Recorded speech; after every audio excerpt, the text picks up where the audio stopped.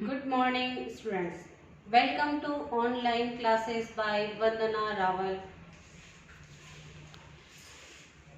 10 वर्षों से 100% रिजल्ट के साथ इंग्लिश क्लासेस बाय वंदना रावल यूट्यूब पर चैनल को सब्सक्राइब करें। Class 10th and 12th RBSE board के विद्यार्थी यूट्यूब पर चैनल को सब्सक्राइब करें, बेल आइकन को क्लिक करें। गुड मॉर्निंग स्टूडेंट्स, आज मैं आपके लिए लेकर आई हूँ class 12th English compulsory book 1 drawing. Water page 2 second paragraph से।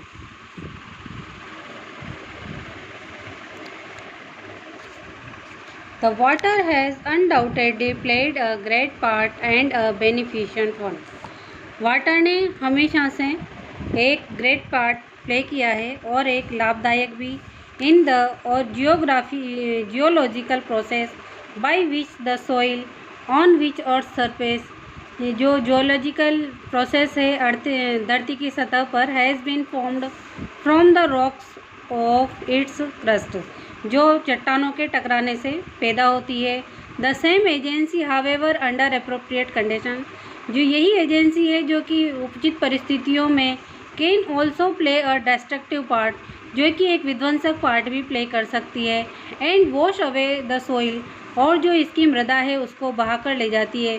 विच is the foundation of all agriculture, जो कि सभी कृषि का एक फाउंडेशन है। And if allowed to proceed, और इसे अलाउ किया जाए proceed unchecked, can have most disaster effect, अगर इसे रोका नहीं जाए तो ये बहुत डिजास्टर इफेक्ट भी ला सकती है on the life of the country.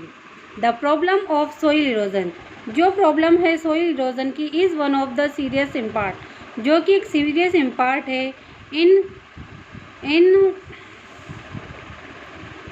Various countries, बहुत से देशों में, specially in many parts of India, Bharat के भी कई देशों में ये एक बड़ी समस्या है। द कंडीशंस अंडर विच, ये जो परिस्थितियां हैं जिसके द्वारा, the conditions under which wonder it occurs, जो ये घटित होती हैं। एंड द मेजर्स, और जो नापी जाती हैं। By which it can be checked, इसे रोका जा सकता है। And deserving of the closest study, और इसकी क्लोजेस्ट स्टडी की जाए तो soil erosion occurs in successive steps, जो सोइल इरोजन है, मृदा अपरदन, ये एक सक्सेसिव स्टेप्स में होता है। द अर्लीस्ट ऑफ विच, जिसका शुरुआती स्टेज होता है, में ईजीली पास अननोटिस, ऐसा हो जाता है कि इसे कोई नोटिस ही नहीं कर पाता है। इन द लेटर स्टेजेस, जब दूसरी स्टेज पर इसका नंबर आता है, the cutting up washing away the earth, फिर यह धरती को कटाव की ओर ले जाती है। इज़ ओनली टू पेनफुली, तब ये दर्दनाक हो जाता है। Apparent in the formation of deep gullies, और डीप गहरी खाइयाँ बन जाती है। Ravines which make all agriculture impossible, जो कि कृषि को इम्पॉसिबल बना देती है। Sudden bursts of excessively heavy rain, और इसी के कारण बाढ़ आती है। Resulting in a large runoff surplus water, जो अत्यधिक मात्रा में पानी आता है। इस प्रिंसिपल फैक्टर, वही एक मेन फैक्टर है इन कॉजिंग सोइल इरोजन, ये मृदा अपरदन का। Contributory causes are the slope of land, जिसका सहायक ये होता है कि जहाँ धरती ढलान की ओर होती है, स्लोप होता है। Removal of protective coat of vegetation, जिसपे पृथ्वी की जो ऊपरी सतह होती है, जिसका कोट ऑफ वेजिटेशन होता है, प्रोटेक्टिव, जो the existence of रट्स along which water can flow, वो पानी के बहाव के साथ बहता चला जाता है। विद रैपिडली गैदरिंग मोमेंटम, जो बहुत मोमेंटम की तरह बन जाता है। And the absence of any checks, और जहाँ पे कहीं कोई बाधा ही नहीं है बहता हुआ, इन टू सच फ्लो, इन ऐसे बहाव के आगे लिए। Incredibly large quantities of pressures, इसके अंदर बड़ी मात्रा में precious soil can be washed away, जो ऊपर की मृदा है, उपजाऊ है, वो वॉश्ड अवे हो जाती है, बह के चली जाती है। इफ़ सच कंडीशन एग्जिस्ट, यदि ये परिस्थितियाँ बनी रहती हैं, एज इज़ अनहैप्पीली, ये तो बड़े दुख की बात है, to open the case. The menace which soil erosion present, जहाँ पर सोइल इरोजन होता है, continuance of successful agriculture is an alarming, वहाँ पे कृषि करना एक चेतावनी भरा हो जाता है। One in many parts of India, Bharat में कई हिस्सों में कॉलिंग अर्जेंटली फॉर अटेंशन, ये अटेंशन की तरफ ले जा रहा है, एंड प्रिवेंशन एक्शन, और इसे रोकना चाहिए। द ट्रेसिंग ऑफ लैंड, जो लैंड को ट्रेसिंग कर रहा है। Construction of bunds of checks the flow of water, और जो पानी का बहाव है। Practice of contour cultivation and planting of appropriate types of vegetation, वहाँ पर अच्छी परिस्थितियों के अनुकूल वहाँ पे वृक्षारोपण होना चाहिए।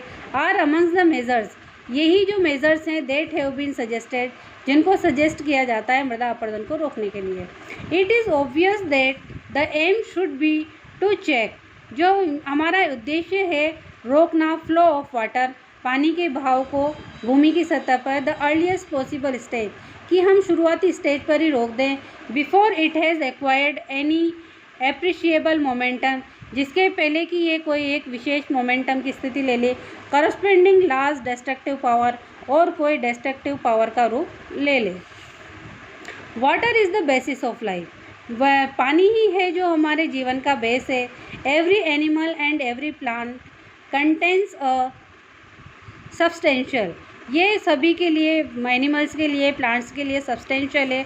Proportion of free and combined water, सभी को मुफ्त पानी चाहिए और कंबाइंड वाटर चाहिए in its body, and know kind of psychological activity is possible, किसी भी तरह की साइकोलॉजिकल एक्टिविटी भी पॉसिबल नहीं है।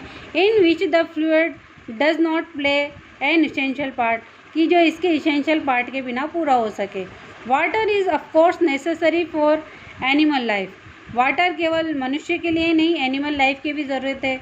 While moisture in the soil is equally imperative for life, उसी तरह से मृदा के अंदर जो मॉइस्चर होता है, नमी होती है, वो भी ज़रूरी है। एंड ग्रोथ ऑफ प्लांट्स, किसके लिए? पेड़ों के वृक्षारोपण के लिए, पौधों के लगने के लिए, पेड़ों के बढ़ने के लिए, क्योंकि सूखी मृदा में तो पेड़ लग नहीं सकते।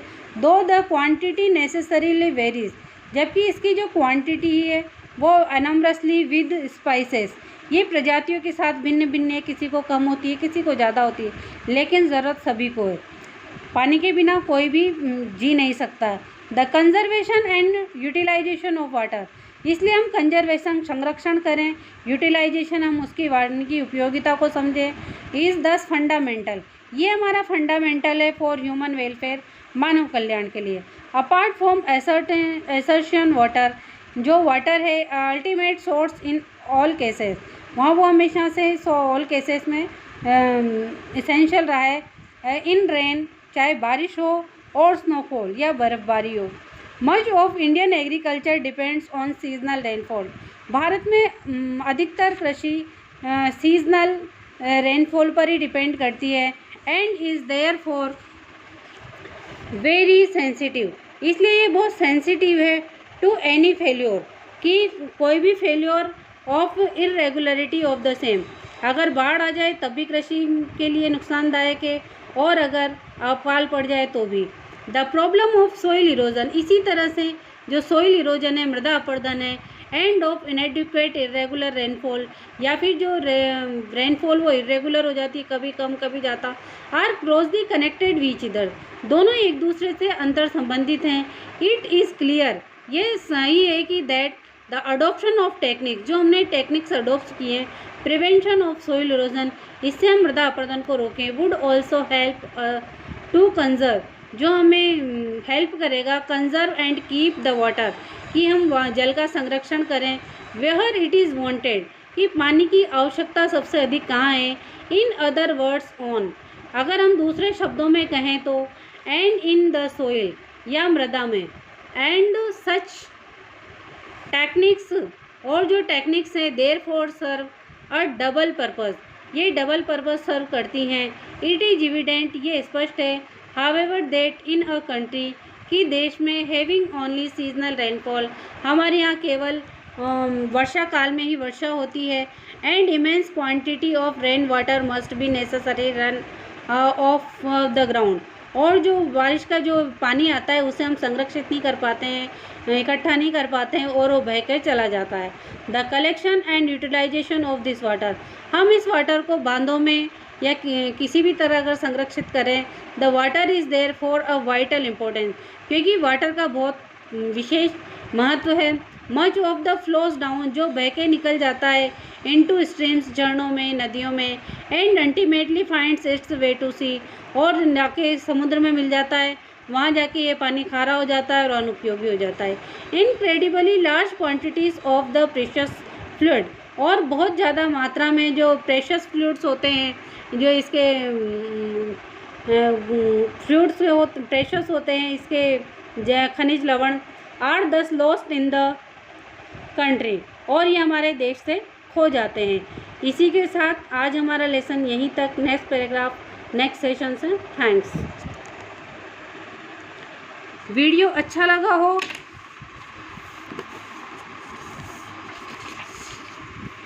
यूट्यूब पर चैनल को सब्सक्राइब करें, बेल आइकन को क्लिक करें। थैंक्स।